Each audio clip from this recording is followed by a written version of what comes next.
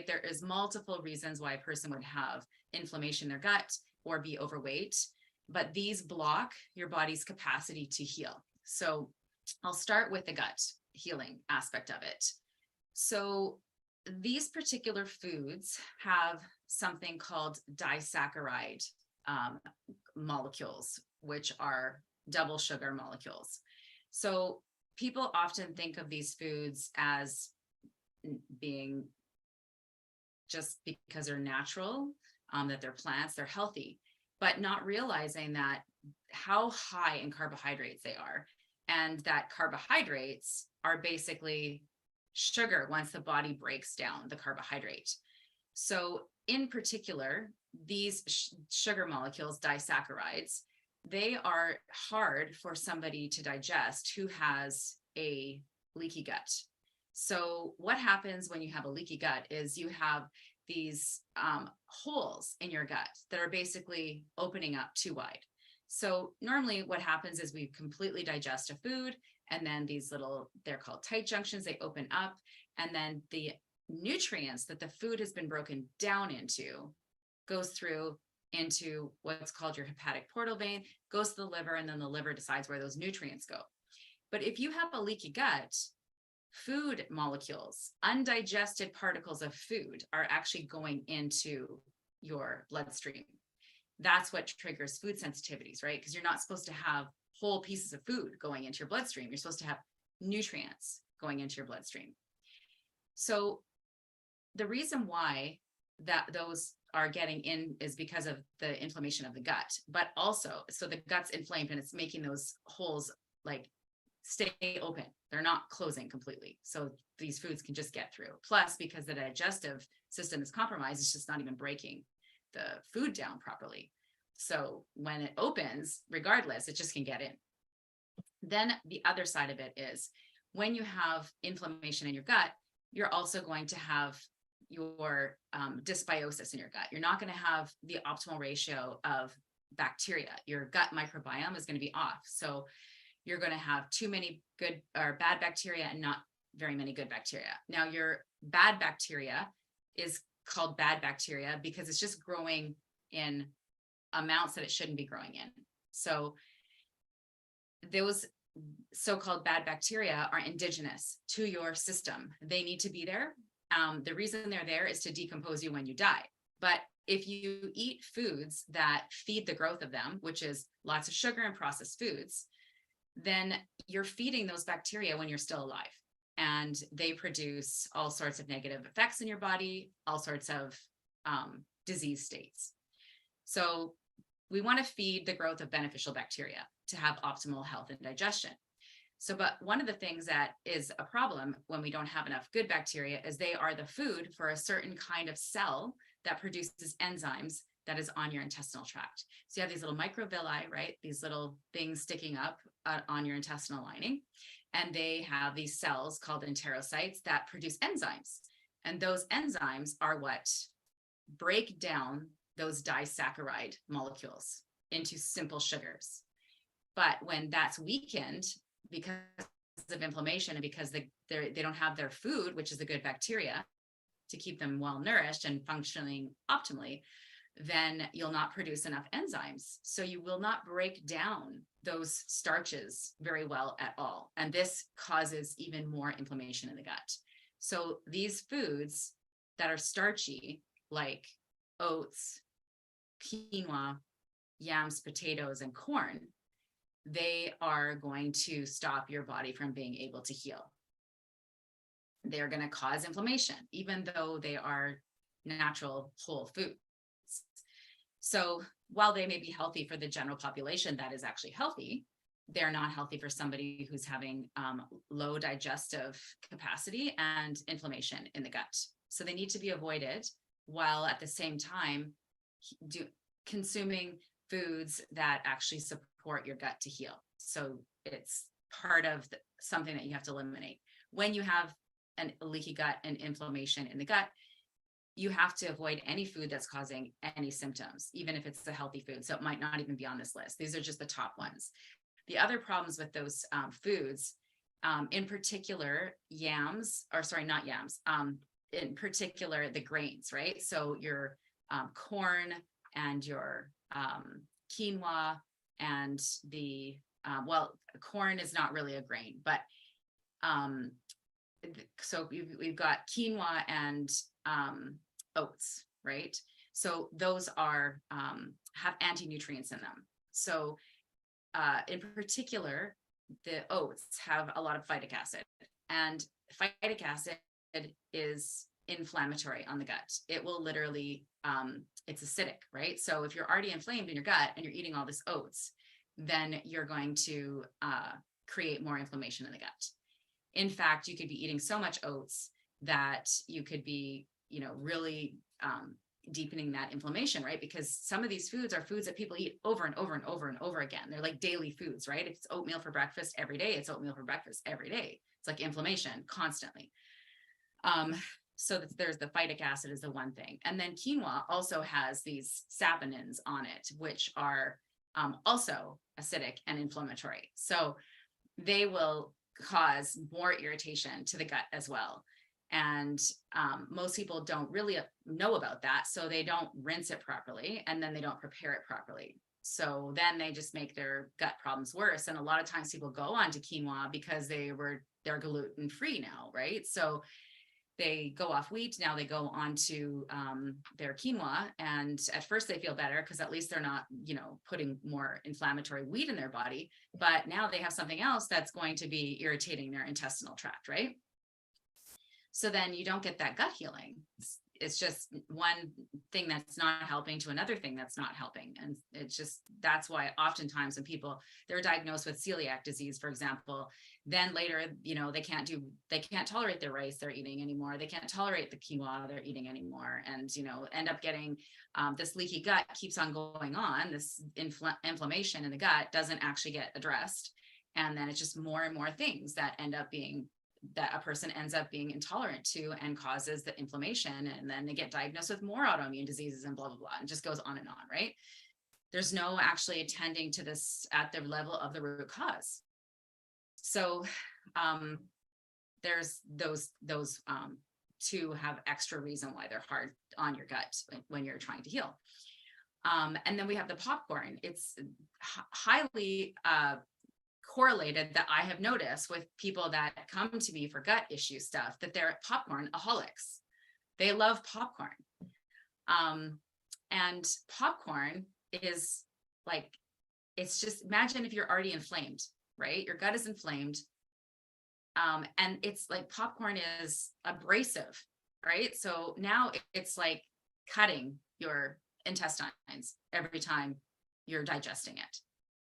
So another reason why it's not great for people who already have the tendency of gut issues. And sometimes people just end up with their gut issues because they're eating these foods in combination with having been on antibiotics, blowing up their gut flora, and then just eating processed foods, which don't have enough nutrition to help you build enzymes that help you break down your food. And then just as a cycle, right? And then not eating cultured foods that restore the beneficial bacteria in your gut, which is what our ancestors did. Before refrigeration, we had to have those foods.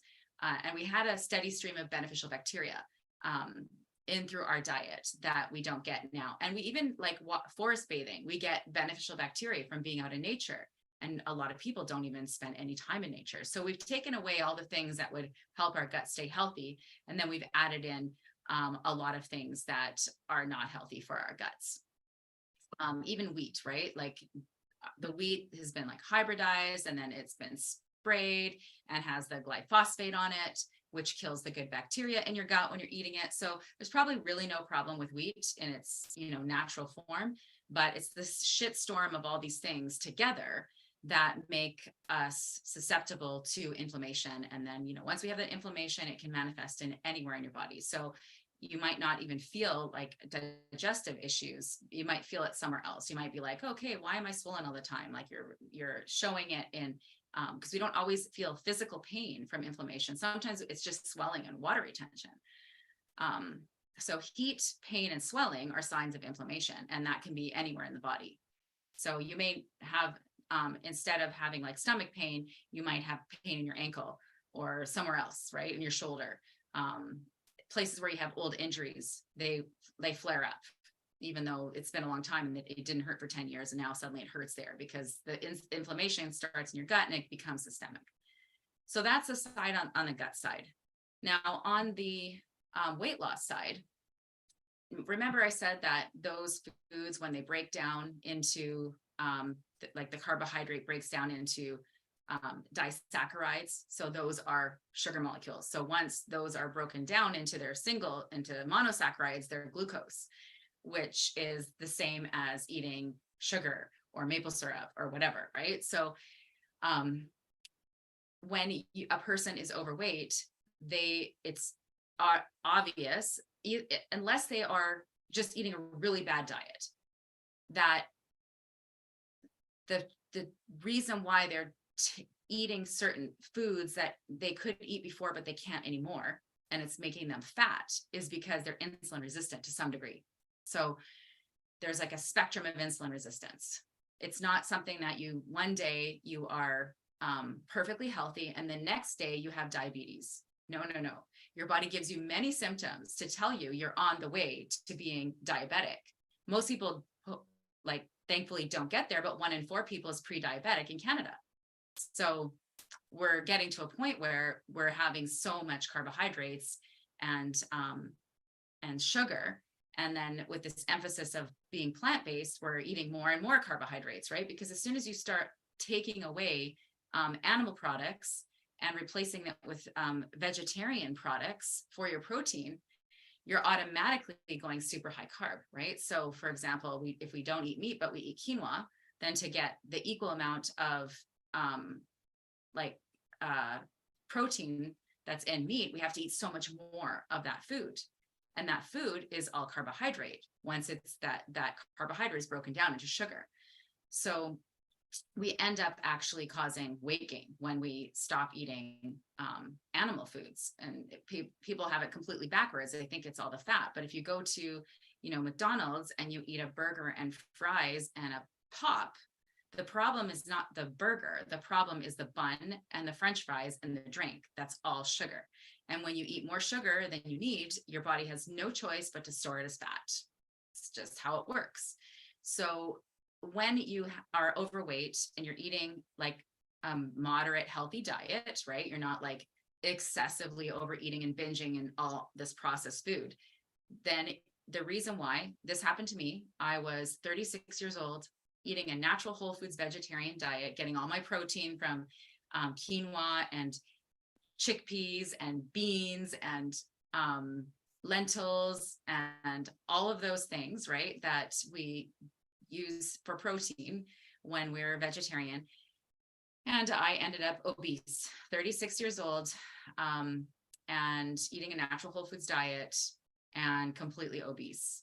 Even though that same diet, when I was in my 20s, did not cause obesity. In fact, it helped me lose weight after going off the standard North American diet onto a whole foods vegetarian diet. Initially, it was okay because it was a step up from where I was. But I could have gotten the benefits of making the whole foods diet without eliminating the meat. I would have had way more benefits. And I then 13 years later would not have been so out of balance, and other health issues that actually came as a result of being vegetarian for 13 years, plus, having 2 babies on that diet. And babies will suck your nutrition dry because your body, like nature prioritizes the baby, right? Not the mother. So literally, if you're a vegetarian and you're not getting enough nutrition in pregnancy, you're probably not going to notice that in your babies. It's going to be you, that you're going to be the one that's going to have the symptoms of deficiency.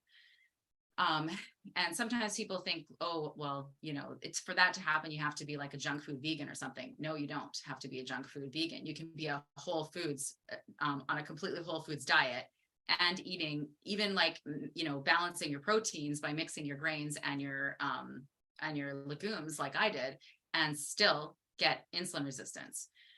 So what happened is that I was eating so many carbohydrates and not enough protein. And it threw my hormones off, right? So basically at 36, I was obese. All eating whole foods, all eating the foods that, these 5 healthy foods that are amazing for most people, right? So Literally my meals were beans and rice or rice and lentils. I'd have a piece of sourdough bread at my meal times, and rice or potatoes, and that was it, right? Like no animal products whatsoever. I did eat dairy products, but they weren't the bulk of my diet. And I had no eggs for 13 years. So basically in my experience is I had symptoms of insulin resistance, which we call hypoglycemia. Most people don't identify as having insulin resistance because they get used to their hypoglycemia symptoms, right? They just go, oh, that's me. I'm hangry. I have to get a snack, like, every 40 minutes. I can't, go on a hike without bringing a snack, or I'll just, I'll die, right? Like, because the hangry is just so common, right? Like I hear that so much.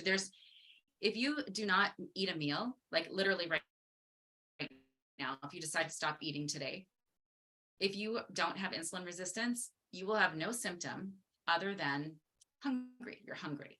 Okay. You don't have insulin resistance. If you just stop eating and you get all these weird symptoms and you get hangry, then you have insulin resistance. And that's why you are storing your fat, or the carbohydrates you eat as fat. So really the only way to deal with this is to normalize the amount of carbohydrate you eat to be the way a natural human would eat them.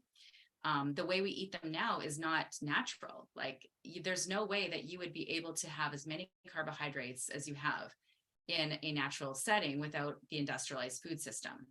So while carbohydrates, there's nothing wrong with them, it's just that our society has had too many in conjunction with a lot of sugar, right? So for some people, it's like, it's not the beans and the lentils, it's the sugar, right? The white flour and the white sugar. So maybe that's what's doing it for you. And all you have to do is get rid of that and you're fine. You can leave the potatoes in and the sourdough bread and, the legumes and stuff. Try that first. But if you're already eating a natural whole foods diet, and especially if you're a vegetarian and you're obese or even just overweight, you're not able to deal with the amount of carbohydrates that you are consuming. So you have one of two choices. You can choose to reduce the carbohydrates in your diet. One of the ways of doing that is to eliminate legumes, starchy vegetables, and grains. There we go. You can get all your carbohydrates from non-starchy vegetables. There's a gazillion vegetables out there that are not potatoes, that are not yams, that are not beets, that are not carrots. Every other vegetable that exists is absolutely a beautiful source of carbohydrate for you that will keep your blood sugar balanced. And you won't have to count your carbs or anything like that. You just literally choose to eat those ones. And don't eat the other ones until you have the tolerance to be able to eat them. And how you'll know is you'll be able to eat them without your blood sugar going all crazy or your energy fluctuating, and you won't gain body fat. The other way of doing it is to rebuild your muscle mass, because if you don't have enough muscle in your body, then, and you don't have much activity in your life, like you sit behind a desk all day, when you eat those carbohydrates, regardless of whether they're from a yam or white sugar off a spoon, your body still has to store it as fat unless you have muscle, right? So muscle can store that sugar for when you need it later.